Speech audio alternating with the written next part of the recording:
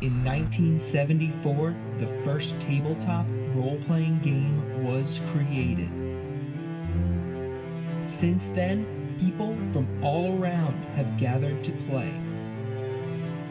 Join me as we talk with RPG enthusiasts while they share their best, worst, and favorite moments.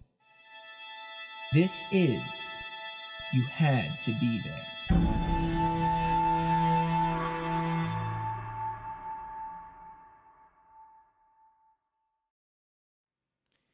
Hey everyone, welcome to You Had to Be There, a D&D storytelling podcast with me, Tom DeSillis.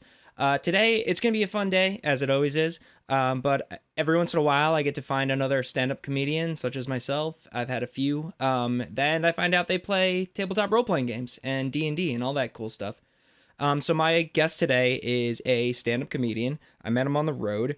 And he also has a podcast called The Art of Bombing, which sounds hilarious. Give it up for Dan Bublitz, everybody. Hey, there it is. Thanks for having me. Yeah, definitely, man. Welcome. So I like to get kind of right into it, but I did have one question as a comedian. When you play tabletop role-playing games, do you tend to play more of like the silly character because that's what you do, or do you swing the opposite sometimes? I try to play fun characters. Okay. I guess. I mean, not necessarily funny, but I try to play fun. Usually, especially like with role-playing games, I love playing the rogue. Okay. That's probably my favorite character to play. And depending on, if I'm like chaotic neutral, I will do fun and crazy things. Right. That would be, having a sense of humor. But I don't think I've ever played like I suppose you could take like a bard or something, or even a rogue and play like an entertainer type of thing. Yeah. And I've never done anything like that. So despite being heavily in the entertainment world, when it comes to your role-playing games, you like to kind of go more on the sneaky, stealthy kind of thing, because that is a fun character to play, is like a rogue and stuff. But if you are interested, I don't know how familiar you are with the new classes. I'm playing a College of Swords bard, which can play a lot like a rogue, which is interesting. It's like a rogue. It's like I call it a bardle master. It's like a bard and a mix between a fighter battle master, but you can also make them like very stealthy. So kind of might be, it's a fun build. Yeah. What else? Like my favorite characters are playing like assassins. Okay. That's always a fun character.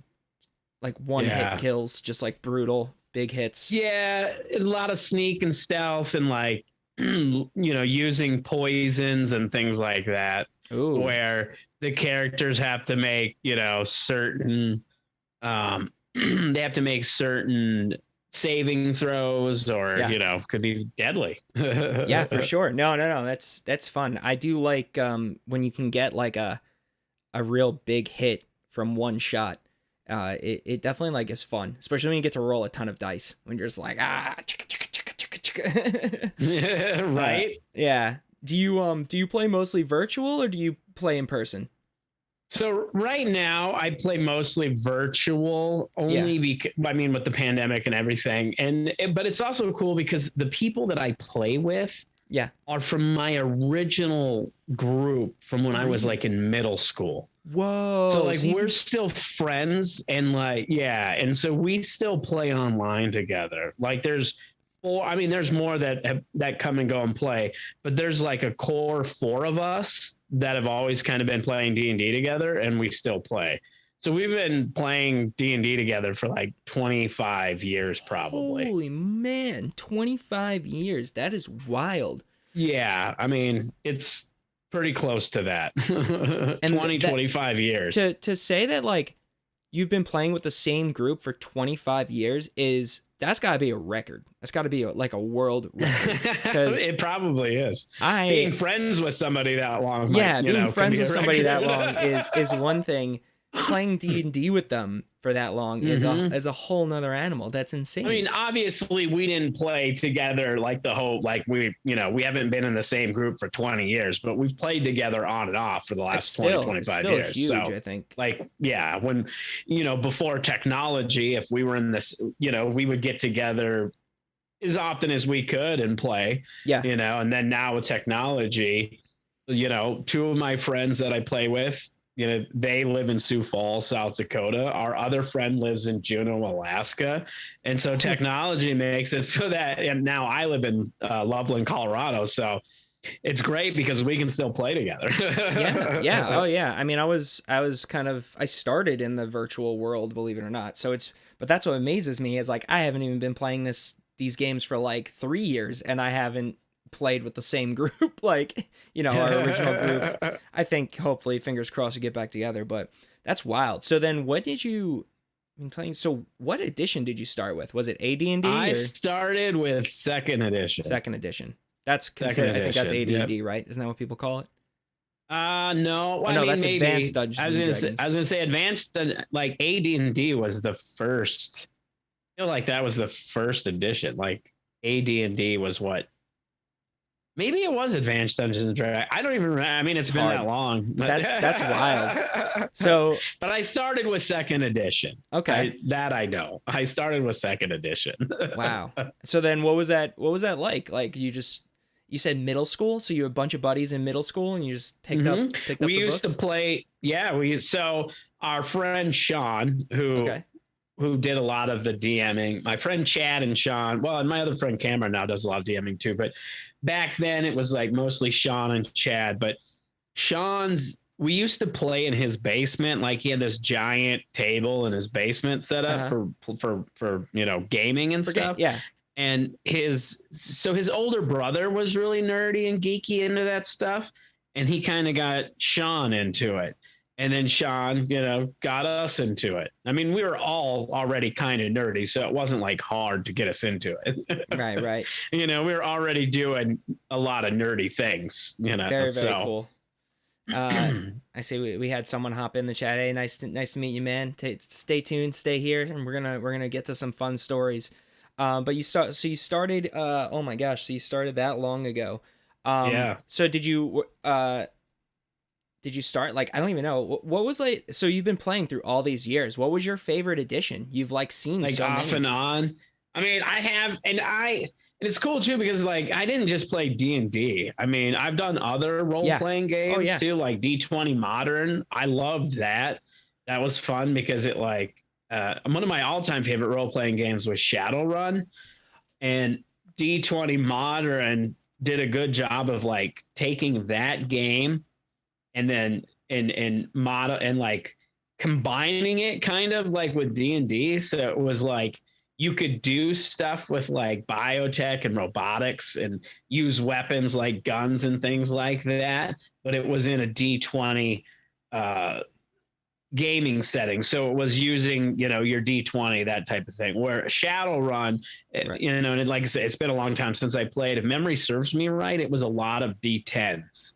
Okay. You needed a lot of D10s for Shadowrun. I've played Chronicles of Darkness, which is a D10 system. Yeah, like Vampire and Werewolf. Yeah, and I think Vampire is on my list actually. I might be doing a Vampire one with nice, my buddies. Which that's another game that I played when I was younger. Yeah, I'm interested in that one. I'm pretty excited and it seems fun. And that's kind of like one thing, being a comic, like I do tend to be a little more on the silly side, but we did a one shot the other day. I was like, I just played a serious character, and it was nice to like not have to. I get it, like why you would pick that, because it's nice to just be like, I don't have to be on. I'm a serious druid. Exactly. I don't want to be. Yeah, I don't have. I mean, that's kind of like when you're not performing. I mean, this happens to me a lot where people will they'll like, oh, you're a comedian, tell me a joke, or I'll get, oh, you're the comedian, you don't seem very funny, and it's like, well, I'm not working right now I'm just hanging out with a friend, or I'm just sitting at the bar enjoying a drink. I'm not always trying to be a comedian. That's my job. It's like, do people that work in fast food, are they always trying to cook if they're a cook, or and some do, because some have admirations of being a chef, but for the most part, people who work in the service industry, when they get home, they don't want to go serve somebody else. That is true. You don't go up to someone, say they're a chef, and you just go right away like, okay, cool, cook me something. That's rude. Yeah. Nice. So then, so you've played all these systems. You've been playing which system, either edition or system, did you like the best? Like, which one's do you play fifth edition now? Yeah, we play fifth edition now. Okay. And I think fifth edition is really good because they've made it a lot simpler and easier to build characters, easier to play. It's not nearly as complicated as it used to be. Character creation's a lot faster. A lot of times we'd get together, decide to play, and it's like we all have to create characters, and just the first night of being together was just trying to get characters made. And by the time you got the character made, it's like, oh, I guess it's time to go home. Yeah, it is really convenient because like I'm sure obviously you used pen and paper for a very long time, but like I have an app now where like I could whip up a character in 5 minutes. Not like unless I have to pick spells. If I have to pick spells, it'll take me a little longer. But like overall, I can have a character ready in a few minutes. And we've done it. Like we've been about to start a session and the DM can't make it. So my one friend would just be like, I have something. And we're like, all right, cool. Everybody make new characters. And then we're playing. Yeah, we're doing it. Yeah. And I can imagine it must have been such a struggle getting it all ready. Well, it was cool too. In my early 20s, I owned a comic book store. And that was always fun too, because we used to, every week we would have different role-playing games, and we would do different things. We would do like D20, we would do Call of Cthulhu, and, we'd do Vampire, whatever it was. Like every week we were doing something, but it was usually something different. And there were nights where we'd be at the comic book shop later than the bars were open. Like we'd have to go move our cars off the street and into public parking so we didn't get in trouble. Yeah, I bet like that was the move. I mean, if you think about it, you do that like, I won't stay at a bar until 4 a.m, but I'll stay up with my friends playing games until 4 a.m. for sure. Absolutely. Yeah. Oh, there were many nights when we were at the card shop till like 3 or 4 a.m, just, role playing, playing role playing games. Yeah, that makes sense. So tell me, what are you doing now? Like do you have a game running now? So I'm part of 2 games right now. Cool. One is the world is made up. My friend Chad, who I mentioned earlier, has made up his own little world. Very cool. And we use Fantasy Grounds for that one. Is that like which is one of the generators? It's like an online. Yeah, it's like a generator, but it's also you can share maps and stuff with each. So yeah. Like Foundry. I think it's similar. I haven't done Foundry, no. And it's similar. Well, and I don't know how similar it is, but like Roll20 is another like online platform people use. But so we do Fantasy Grounds with that one, which is cool because we can keeps track of our characters, and then he can share maps and things like that. And then, but like I said, that's one that he made up himself. And we haven't played in a long time because everybody's lives just kind of got busy with things. And then I moved, and it's just been crazy with the holidays and stuff. So honestly, I don't think we've played since like last November. So I'm very eager to play now that I'm moved and I'm getting settled. Y'all settled in.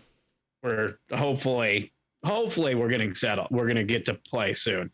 But anyway, so I think I was playing a rogue. I don't even remember. Or I think I might be a fighter in that one. I think somebody else took a rogue. And so I'm playing a character out of my element on that one. Oh yeah. Because you're used to being so sneaky and distant. And now you're like, nah, bro, you're a fighter. Get in there. Yeah. Oh, no, actually, you know what I am? I'm not even a fighter. Now I remember what I am. I'm a warlock in that one. And that's a magic user is way out of my element. Because like I've never been a big fan of doing, magic. I either play the rogue or I play like a fighter or whatever, or priest sometimes, even though they use magic too, but or they use spell casting. But so I'm playing a warlock in that one, which is way out of my element. I mean, the cool thing with warlocks is at least you have that, like, you don't have to worry about too many spell slots. Like, you just have your one thing, and then I don't know, they're very like, I haven't played one yet, but I've read like how to play them. I'm like, oh, this thing's like a Swiss Army knife. Like, you can really make whatever you want. So you can make a rogue that's a warlock-ish or you can make it like up close and personal fighting style. It is an interesting class. I haven't tried it yet, but yeah, and the cantrips that it gets are key. I mean, because it, there's and I forget what the name of the spell is exactly, but it's like something blast. Eldritch Blast. You just you just pump that every time, and that's how you warlock. Yeah. Yep. You just stand back and just shoot stuff. Yeah. No, it makes total sense. And even then, I wasn't like playing. I was trying to be like an up close, and the other people in the group, my friends, were like, "You have this, right? Don't do close combat, you dummy." Yeah, that's true. Yeah, there's a lot of like. It was like this is a cantrip. You can just keep using this. But again, it's like it's all about how you build it, because there's like the Hexblade Warlock who's like MO is like get in front of them and start swinging your cool sword. So I don't know, it's a weird one, but so then you have that one. That one's kind of on hold, but hopefully soon. What else? You said you have a second game. What's your second one? Yeah, and then another one, same people playing that group, but my friend Cameron is DMing that, and that one is a oh god, what is the name of that land? We're in Ravenloft. There we go. We're in Ravenloft. Okay. We're doing a Ravenloft campaign, and I am playing it to what is it? Tabaxi? Tabaxi. There we go. Tabaxi Rogue in that one. That one I'm playing a Rogue. That one is probably really fun to play. It is. And we've only done a few sessions, but it's been pretty fun to play so far. Super mobile and Dexy is fun. And that one, so that one, even though we play remotely, we do pen and paper on that one. Like we all have our own character sheets. We still use dice, we just, honor system, and we use Zoom to communicate, but we use Zoom on the other one too, but it makes sense. Cause we started out doing that. We switched to like Discord, but yeah, we do the honor system. I don't like the role. I'm old school, even though I didn't start playing this game a long time ago, but I was like, I don't want to use a stupid app or thing. And I've played with a couple of people. They're like, I want to see your rolls. I'm like, so I put the camera over the dice tray. I'm like, there you go. You can see my rolls now. And they get annoyed at me, but that's okay. Because I like rolling real dice. And I'm honest. Yeah, I get it. I've been a halfling. I'm sad. Yeah. Because I used to, so owning a gaming store, I had all kinds of dice and stuff. And like, I would buy dice. Like I kind of collected dice. I would buy them by the pound. Pick the ones I like the most and then just get rid of the rest. And so I really had my dice like really honed into what I liked using for role playing. Mm-hmm. And then I lost my bag of dice. Oh, no. Like a couple years ago, and I'm so sad about it. I think what happened was I had them in a car that got totaled, and I cleaned the car out, and I think the bag slid under the seat of the car. Oh. And I didn't see it. And so it's just gone. They've been gone. I'm so sad crushed. About it. I am. Just like all the hearts getting new dice. Just like all the hearts of the dice goblins out there when they hear this story, their hearts are crushed by that story. Oh man. I even had some custom dice that I had. I haven't gone that hard, but I have a well, it was for the comic book shop. Sure, we got some we got some we got some D6s made with our logo on it. Oh, that's cool. Okay. Yeah, that's very cool. Nice. So then you've been playing for all this time. Like, what were your what happened? Tell me like when someone's like, you play D&D, what's that like? And you're just like, I'm gonna tell you. It's a lot of fun. Yes. Like one of probably my favorite game that we ever played was a one shot. It was just D&D. Sure. But my friend Monty, who does a lot of DMing, and he used to come in to the comic book shop when I opened it, or when I had the comic book shop, and he was the one that primarily did a lot of the DMing of all, because he's huge into all sorts of role playing, like once a year. And I don't know if he still does. I haven't seen him in a minute, but he used to go, him and like 2 or 3 other friends, they would like go to somebody's house and just spend a whole entire weekend playing role playing from the start of getting together. They just eat, drink, and role play until like Sunday afternoon. That's the whole point of the weekend. The So he pressure on was the huge. DM for that is insane. But as a player, well, I think they switched it out. Like, I don't think they just did like one person was the DM. I think they played multiple games. But okay. They I wasn't only sure. played them there. And so, like, when it ended, they'd have to, take good notes, because then when they come back the next year, then that campaign. Can you imagine playing a game where you could only play it like once a year? It's hard. I feel like I feel like I could, though, because I have like one of those memories where if it's fun like that, I'll remember very specific details.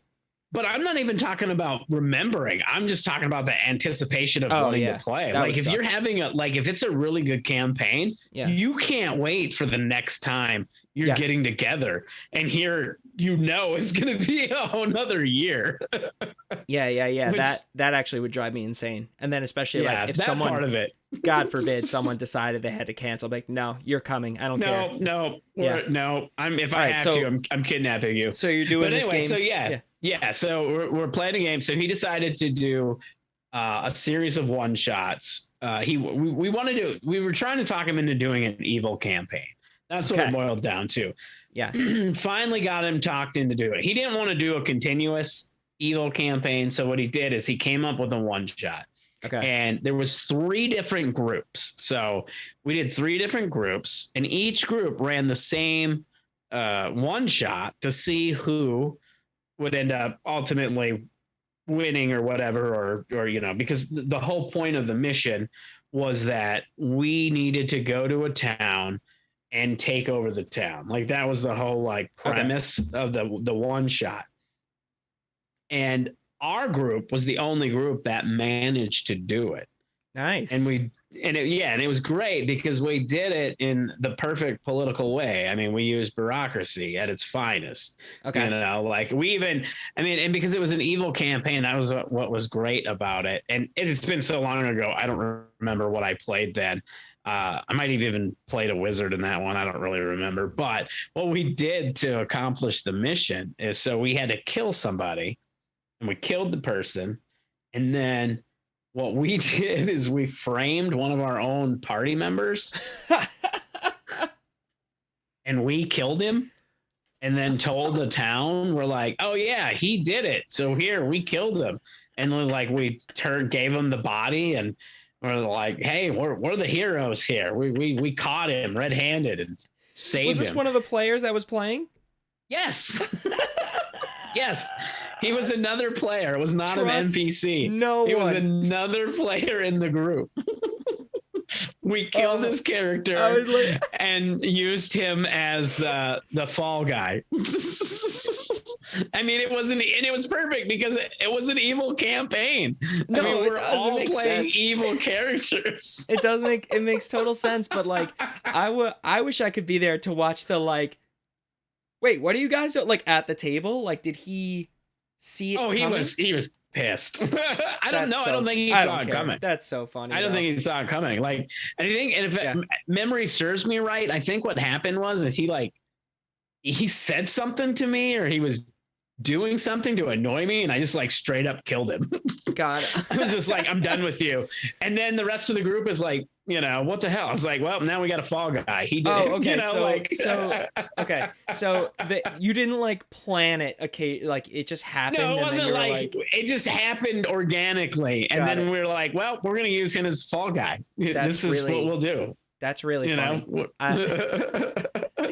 And so then what we did from there, when we got the certain members of the city council to trust us, obviously, and we got in their ears, so they were having a vote on something. I think it had to do with running security of the city or something, or running the army or whatever it was. I don't remember because it's been so long ago.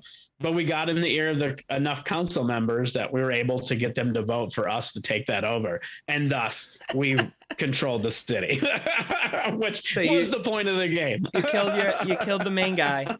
You framed one of your party members, and then you took over the city. That's good. Very only nice. only group that was able to accomplish. The other two groups that played the one shot ended up either getting killed or captured or whatever. That's so funny. I've kind of been like, and we did it with like minimal casualties. That's really. I mean, you only 2, right? Well, yeah, that was the guy. I mean, there might have been more in that fight, but yeah, the main guy from the city, and then our guy. I've been like toying, like I asked the people that I've been playing with. They've been playing a long time. I was like, "Do you guys do like an evil party?" And they're like, "You do." And then you'll learn things about yourself, and then you're like, maybe I don't have to do this anymore or do this again. Yeah. I think once. I mean, and I've played some shithead characters. Yeah, well, you have to. I mean, you're evil, and I think that's why Monty knew. He had enough experience with role playing and DMing that he was like, "Yeah, I'm not gonna do this as an ongoing thing, but." That's why this has to be a one shot. This is a one shot scenario. You play it one time, and then you move on because you can't keep playing evil. Because you do. You find out a lot about yourself. You're like, yeah. I don't even want to like say like and I've done some messed up stuff as like a chaotic neutral character, really. But like, right? if you were like hardened to evil, it would be a different story. Nice. Yeah. Oh, absolutely. But yeah, that was probably one of my favorite campaigns that we played, or my favorite one shot that we did. It was just so fun. That's to just do that, to be able to just go no hold bars and just be total. Was this at your comic book shop that you did this? Yep. Yeah. I think that's great. I think he did it in the same day. So he had like one group he did them in time slots. So like one group started at 11, did like 11 to 1. And then the next group was like 1 to 3, and then like 3 to 4, whatever. And there was some time in between each one, but essentially he did it all one day. I don't like to DM that often, but like if I do invest my time to read a campaign, I go up out of my way to make sure I run it more than once. Like for a different group, because I have like friends who will play casually, and I'm just be like, I have this, I ran it once, I need 4 more people, like we're gonna do it again. I invested my time and effort to read this, and I do enjoy it because it's so fun, because you're like, oh my god, like you guys compared to the last group that ran this are morons. Just like and that's one thing I'm not a big fan of DMing. Like I've done it, but there's so much work, and my hat's off to the people who are willing to do it and do that, because it is a lot of work. I'm one of them people. I would rather just go play. It's like, let me build a character and let me have like no stakes outside of my character in this, I don't want to have to like go through all this stuff. Just let me play. Let me kill shit. A big always puff up the long time DMs out there.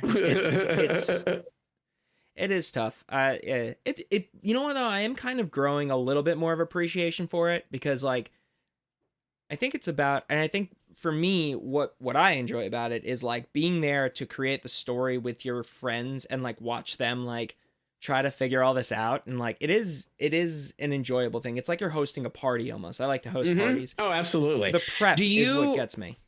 There's a lot of prep. When you role play, do you guys actually role play? Do you like get into character? I mean, depending on the group, I have a few friends that are like, will just talk in their normal voice or barely talk at all.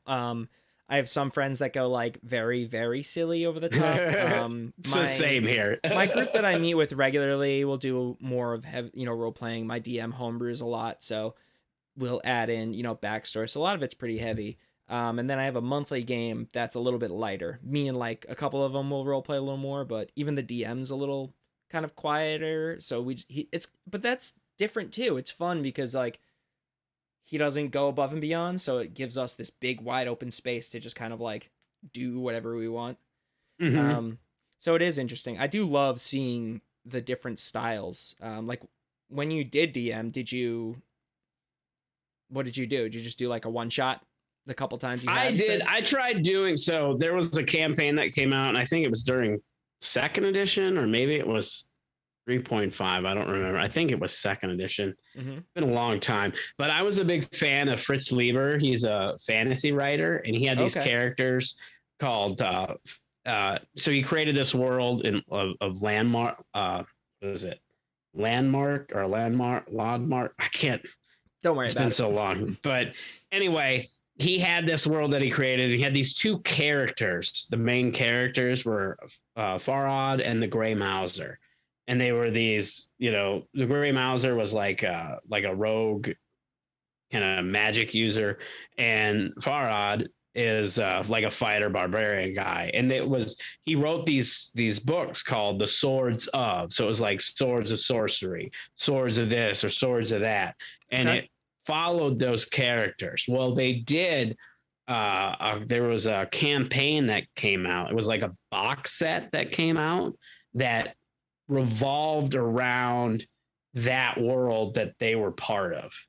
And so that was the campaign that I was like, oh, I really like these characters. I really love this world because I'm so familiar with it from reading the fiction books or the fantasy books. And so that was what I did as a DM. It was that. Yeah, that's cool. That's great. Something you enjoyed. Very, very cool. Yeah, absolutely. And it was fun because it was a different world. It wasn't in the D&D, it wasn't like Forgotten Realms or anything like that. It was like its own thing, but played with the, D&D rules. Sure.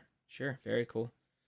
I want to hear some more stories. So what are your other like favorite things that's happened? One of my favorite things, and this was like an ongoing thing. One of my favorite characters that I ever played, and I played it from like level 1 to, God, I think I got up to almost 30. 30? I thought you can go above level 20, or was that old rules? This was like 3.5. This was, okay, so you can go. This is this was old rules.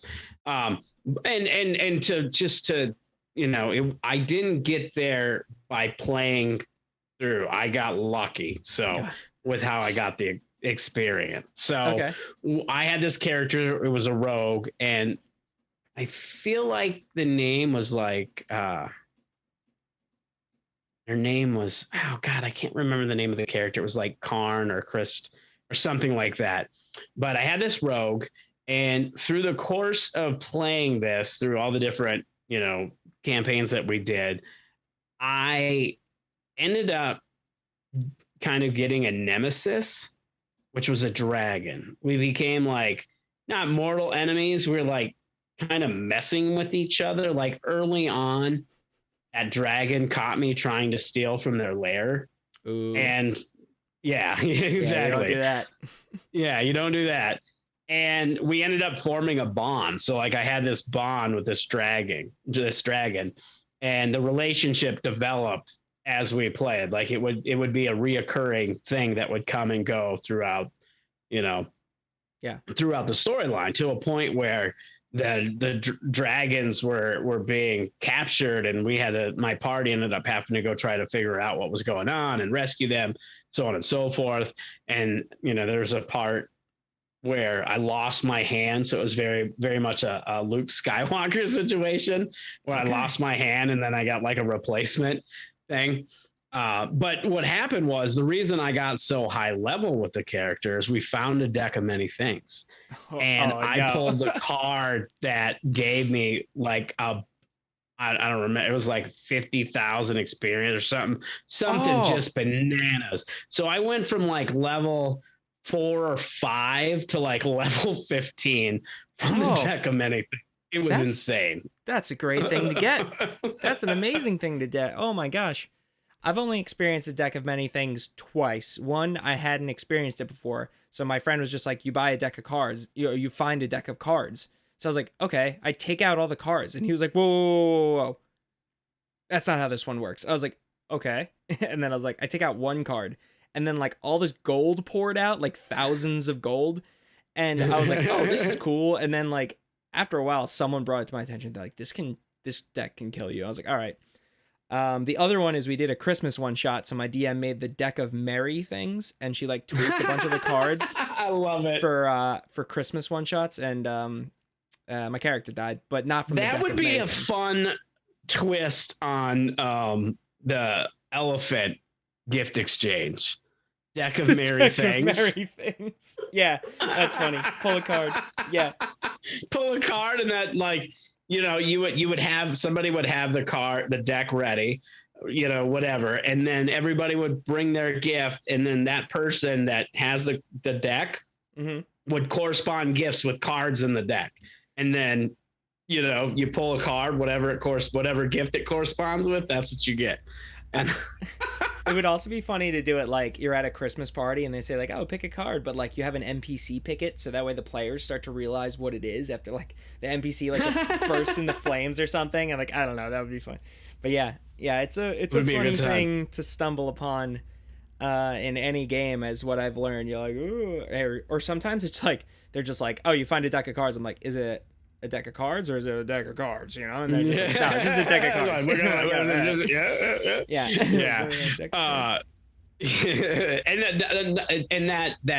That feud, it started kind of as a feud, but it ultimately ended up becoming where we become really good friends with the dragon, where I did, but as punishment for, like, I think this is how that happened. That, or it was a ring. Oh, it was a ring I stole from the dragon. That's what it was. I put this ring on, and it changed me from a man to a woman.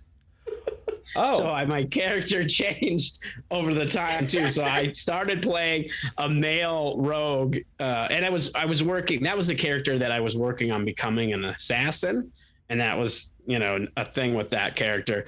But then I ended up changing sexes.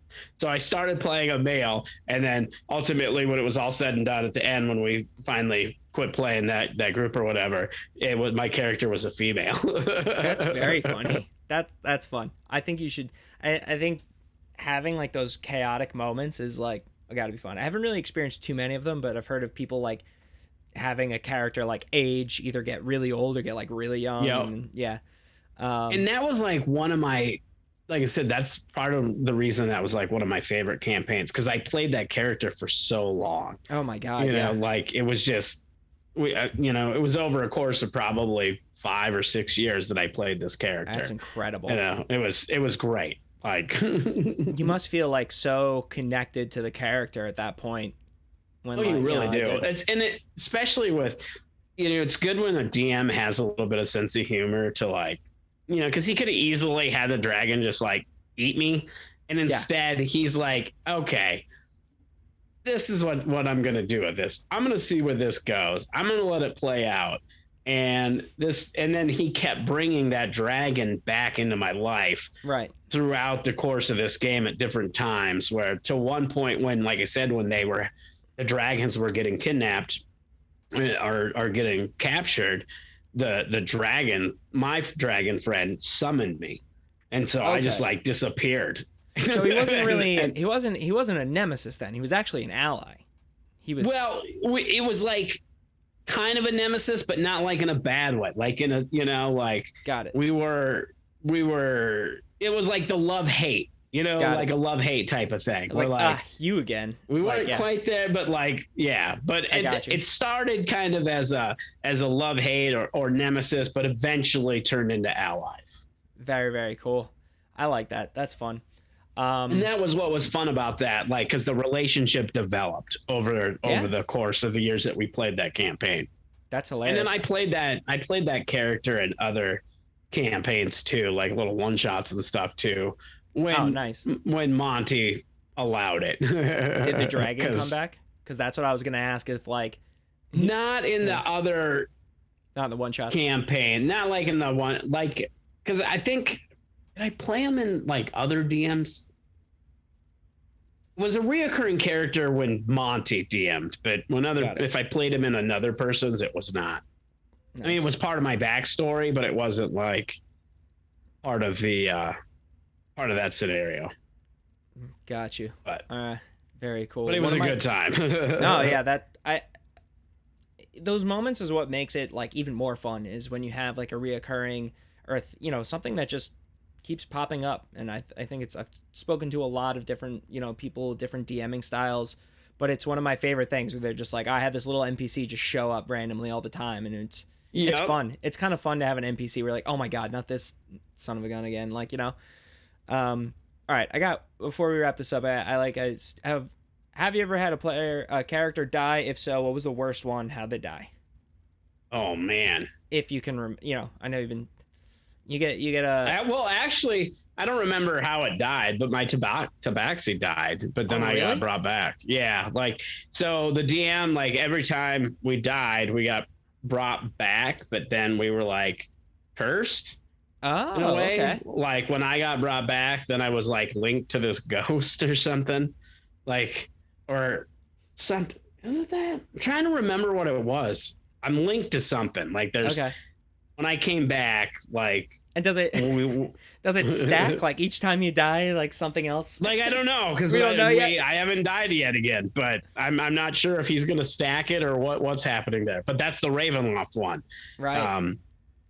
And so it's like, I forget what my thing is, but when I got brought back to life, I had like, I got like an ability, but with that ability comes a little bit of a almost kind of warlockish.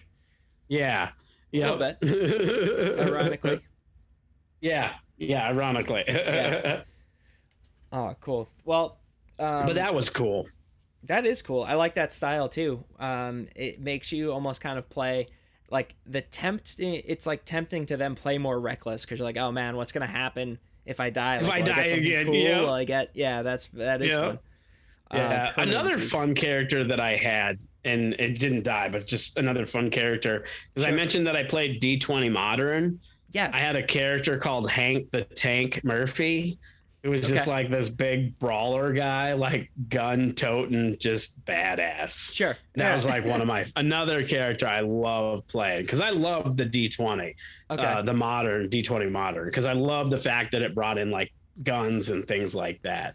But that particular, he used a club. He's like a big club. Yeah. That was like his main weapon. Especially for one shots, I like playing I've done a couple ones where it's like, I've been invited or it's like a stream or whatever. And especially if I don't know the system, I'm like, it's a brand new system. I was like, I'm just going to play a big dumb brute. That's like my go-to. Yep. We did a Call of Cthulhu one shot. And I played a big brutish guy.